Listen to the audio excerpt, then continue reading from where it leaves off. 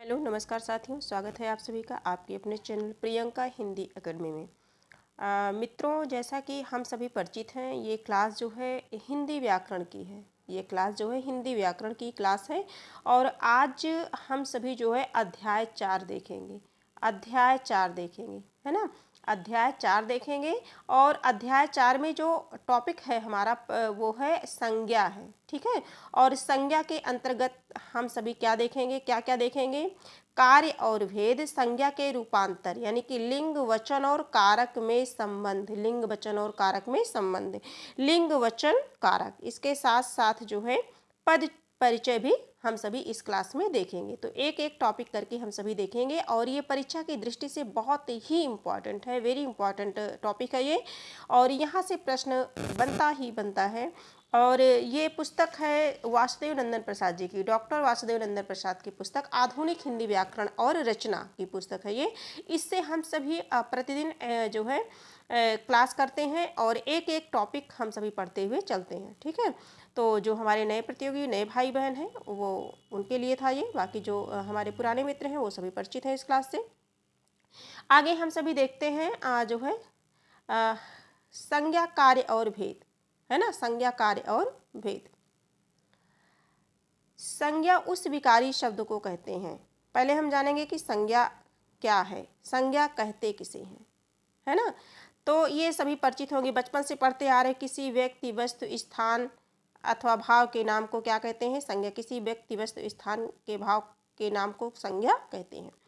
तो वही चीज़ें हैं इसमें हम सभी स्पष्ट करेंगे। संज्ञा उस विकारी शब्द को कहते हैं जिससे किसी विशेष वस्तु, भाव और जीव के नाम का बोध हो, है ना। यहाँ वस्तु शब्द का प्रयोग व्यापक अर्थ में हुआ है, जो केवल वाणी और पदार्थ का वाचक नहीं वरन उनके धर्मों का भी सूचक है, ठीक है। साधारण अर्थ में वस्तु का प्रयोग इस अर्थ में नहीं होता, अतः वस्तु के अंतर्गत प्राणी, पदार्थ और धर्म आते हैं। वस्तु के अंतर्गत जितने भी प्राणी हैं, जितने भी पदार्थ हैं, जितने भी धर्म हैं आते हैं। इन्हीं के आधार पर संज्ञा के भेद किए गए हैं। किसके आधार पर?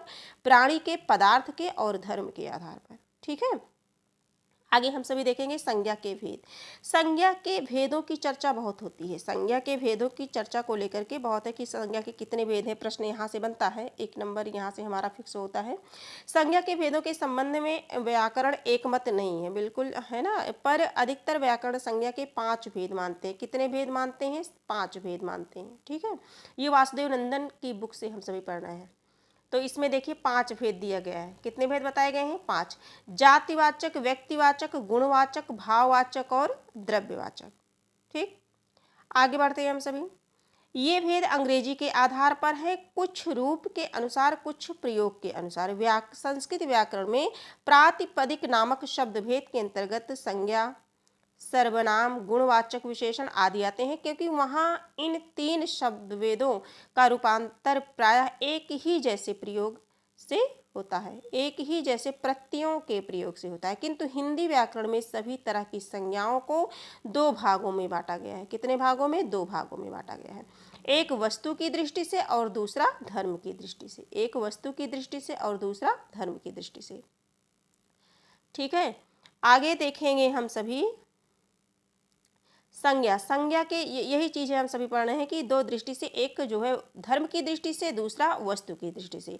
तो ये देखिए संज्ञा को विभाजित किया गया है। एक संज्ञा को पहले 2 भागों में बांटा गया है, जिसमें पहला धर्म है, दूसरा वस्तु है। तो जो धर्म है, धर्म से किस संज्ञा का कौन सी संज्ञा उत्पन्न हुई? तो भाववाचक, है ना। धर्म से कौन सी संज्ञा? भाववाचक संज्ञा। अब हम इसी स्थान पर वस्तु से देख लेते हैं। तो वस्तु से कौन सी संज्ञा उत्पन्न हुई? व्यक्तिवाचक संज्ञा, जातिवाचक संज्ञा, समूहवाचक संज्ञा और द्रव्यवाचक संज्ञा, ठीक है। इस प्रकार से आगे हम सभी पढ़ते हैं, देखते हैं, एक एक करके देखेंगे कि क्या है। इस प्रकार हिंदी व्याकरण में संज्ञा के मुख्यतः कितने भेद हैं? 5 भेद हैं। व्यक्तिवाचक, जातिवाचक, भाववाचक, समूहवाचक, द्रव्यवाचक। पंडित गुरु के अनुसार, है ना, समूहवाचक का समावेश व्यक्तिवाचक तथा जातिवाचक में, द्रव्यवाचक का समावेश जातिवाचक में हो जाता है। ध्यान देंगे। कामता प्रसाद गुरु के अनुसार, पंडित कामता प्रसाद गुरु के अनुसार समूहवाचक का समावेश व्यक्तिवाचक तथा जातिवाचक में, और द्रव्यवाचक का जो समावेश है वो जातिवाचक में हो जाता है। अब हम एक एक करके देखेंगे व्यक्तिवाचक संज्ञा क्या है, किसे कहते हैं, इन्हें हम कैसे पहचानेंगे कि इसमें व्यक्तिवाचक संज्ञा है, किसमें जातिवाचक संज्ञा है, किसमें द्रव्यवाचक संज्ञा है ना। तो इसीलिए हम सभी इसे जानने के लिए, पहचान करने के लिए एक एक को ध्यान में रख करके पढ़ते हैं। देखते हैं, जिस शब्द से किसी एक वस्तु या व्यक्ति का बोध हो उसे व्यक्तिवाचक संज्ञा कहते हैं। व्यक्ति यानी कि किसी एक व्यक्ति का बोध होने पर, जैसे राम, अगर हम राम कहते हैं तो राम कौन, हमारे दिमाग में एक छवि बनी हुई है कि हमारे मर्यादा पुरुषोत्तम भगवान श्री रामचंद्र, है ना, तुरंत राम, है ना, उन्हीं पे चला जाता है।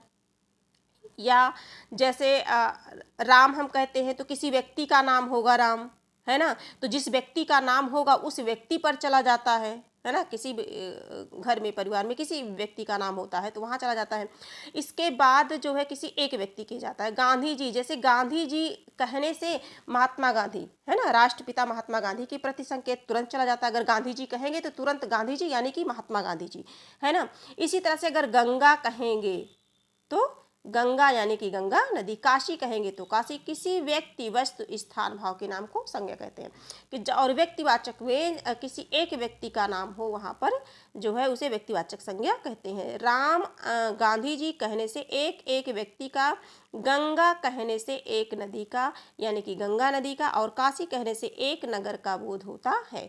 तो व्यक्तिवाचक संज्ञाएं जातिवाचक संज्ञाओं की तुलना में कम है। ध्यान देंगे, व्यक्तिवाचक संज्ञाएं जो है हमारी ये इसकी अपेक्षा जो है थोड़ा कम है, ऐसा माना गया है। आगे हम सभी देखेंगे, दीमशित के अनुसार व्यक्तिवाचक संज्ञाएं निम्नलिखित रूपों में होती हैं। दीमशित के अनुसार, ठीक है, देखते हैं इनके अनुसार। व्यक्तियों के नाम व्यक्तिवाचक संज्ञा में आती हैं, जैसे श्याम, हरि, सुरेश। दिशाओं के नाम उत्तर, पश्चिम, दक्षिण, पूर्व, ये सभी व्यक्तिवाचक संज्ञा में आएंगे। देशों के नाम, जैसे भारत हो गया, एक देश का बोध हो रहा है। जापान कहने से जापान देश का बोध हो रहा है, एक ही का तो बोध हो रहा है। अमेरिका कहने से अमेरिका, पाकिस्तान, म्यांमार, है ना, किसी भी देश का नाम। राष्ट्रीय जातियों के नाम, जैसे भारतीय, रूसी, अमेरिकी, है ना। समुद्रों के नाम, काला सागर, भूमध्य सागर, हिंद महासागर, प्रशांत महासागर, ठीक है। तो हम एक एक का नाम ले रहे हैं, एक एक का बोध हो रहा है। समुद्रों के नाम, नदियों के नाम, गंगा, ब्रह्मपुत्र, बोलगा, कृष्णा, कावेरी, सिंधु। पर्वतों के नाम, जैसे हिमालय है, हिमालय में कौन सी संज्ञा है, तो ये व्यक्तिवाचक संज्ञा है, ठीक है। विंध्याचल है, अलकनंदा है, और काराकोरम है। आगे हम देखेंगे, नगरों, चौकों और सड़कों के नाम भी व्यक्तिवाचक संज्ञा में आते हैं, जैसे वाराणसी हो गया, गया हो गया, चांदनी चौक हो गया, हरिसन हो गया, हरिसन रोड, अशोक मार्ग, ठीक है। इसके साथ साथ पुस्तकों तथा समाचार पत्रों के नाम, जैसे रामचरितमानस, है ना, ऋग्वेद, धर्मयुग, इंडियन नेशन, आर्यावर्त, ठीक है। ऐतिहासिक युद्धों और घटनाओं के नाम भी जो है व्यक्तिवाचक संज्ञा में आते हैं, जैसे पानीपत की पहली लड़ाई, है ना, सिपाही विद्रोह, अक्टूबर क्रांति। और दिनों, महीनों के नाम, जैसे मई, अक्टूबर, जुलाई, सोमवार, मंगलवार, बुधवार, है ना, बृहस्पतिवार।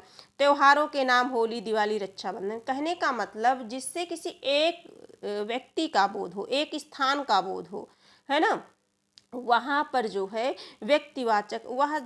व्यक्तिवाचक संज्ञा के अंतर्गत आता है। तो आज जो है हम लोगों ने क्या सीखा, हम लोगों ने देखा अध्याय 4 हम सभी पढ़ रहे हैं, और इसके अंतर्गत जो हमारा प्रकरण है ये है संज्ञा। संज्ञा के अंतर्गत हमें किस किस टॉपिक का अध्ययन करना है, कार्य और भेद, संज्ञा के कितने भेद हैं, संज्ञा के रूपांतरण, लिंग के अनुसार, वचन और कारक के अनुसार, इसके साथ साथ पद परिचय भी देखेंगे हम सभी।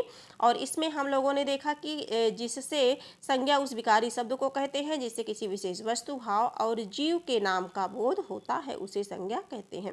संज्ञा के भेद, तो संज्ञा के भेदों में प्रायः मतैक्य नहीं है, अलग अलग विद्वान मानते हैं, लेकिन जो है संज्ञा के जो है 5 भेद माने गए हैं, जातिवाचक, व्यक्तिवाचक, गुणवाचक, भाववाचक और द्रव्यवाचक, ठीक है। और ये भेद अंग्रेजी के आधार पर हैं, किंतु हिंदी व्याकरण में सभी तरह की संज्ञाओं को 2 भागों में बांटा गया है। हिंदी व्याकरण में वो जो अभी ऊपर बताया गया 5 भागों में, वो अंग्रेजी के अनुसार हैं। और हिंदी भागों में अगर हम लोगों ने देखा तो 2 भागों में, एक वस्तु की दृष्टि से, दूसरा धर्म की दृष्टि से। और इस ग्राफ के माध्यम से आप सभी को भलीभांति समझाने का पूरा प्रयास भी किया गया। संज्ञा धर्म के और वस्तु के, धर्म से जो है हमारा वो भाववाचक संज्ञा हो गई, और वस्तु से व्यक्ति, जाति, समूह और इसके साथ साथ द्रव्यवाचक। इतना हम लोगों ने देखा। फिर हम लोगों ने क्या देखा कि वस्तु के अंतर्गत व्यक्तिवाचक संज्ञा को देखा। हमने क्या देखा? व्यक्तिवाचक संज्ञा के अंतर्गत क्या क्या आते हैं। और इसके पहले हम लोगों ने देखा, पंडित कामता प्रसाद गुरु कहते हैं कि समूहवाचक का समावेश व्यक्तिवाचक तथा जातिवाचक में, और द्रव्यवाचक का समावेश जातिवाचक में हो जाता है। आगे देखेंगे व्यक्तिवाचक संज्ञा, जिस शब्द से किसी एक वस्तु या व्यक्ति का बोध हो उसे व्यक्तिवाचक संज्ञा कहते हैं। जैसे राम, गांधी जी, गंगा, काशी इत्यादि, इन सब चीज़ों को हम लोगों ने देखा। फिर देखा कि व्यक्तियों के नाम आ गए, और दिशाओं के नाम, देशों के नाम, राष्ट्रीय जातियों के नाम, समुद्रों के नाम, नदियों, पर्वतों, नगरों, चौकों और सड़कों के नाम। इसके साथ साथ पुस्तकों, समाचार पत्रों के नाम भी, ऐतिहासिक युद्ध और घटनाओं के नाम, दिनों के नाम, त्योहारों के नाम जैसे होली, दिवाली, रक्षाबंधन, विजयदशमी, इन सभी के नाम व्यक्तिवाचक संज्ञा के अंतर्गत आते हैं। अब आज की क्लास इतनी ही है ना। और जातिवाचक संज्ञा अगली क्लास में हम सभी पढ़ेंगे। बहुत जल्दबाजी नहीं करेंगे, एक एक टॉपिक पढ़ेंगे, थोड़ा पढ़ेंगे, लेकिन जो भी पढ़ेंगे विधिवत पढ़ेंगे, अच्छे से पढ़ेंगे, जिससे हमारे मन मस्तिष्क में वो बैठ जाए। आज की क्लास इतनी ही, फिर हम मिलेंगे एक नई क्लास के साथ मिलेंगे, है ना। तो आप सभी को अगर ये क्लास किसी भी कारणवश अगर उपयोगी लगी हो, थोड़ी सी भी अच्छी हेल्पफुल लगी हो, तो आप इसे लाइक कर दीजिए, सब्सक्राइब कर दीजिए, और अपने कुछ दोस्तों के साथ शेयर कर दीजिए।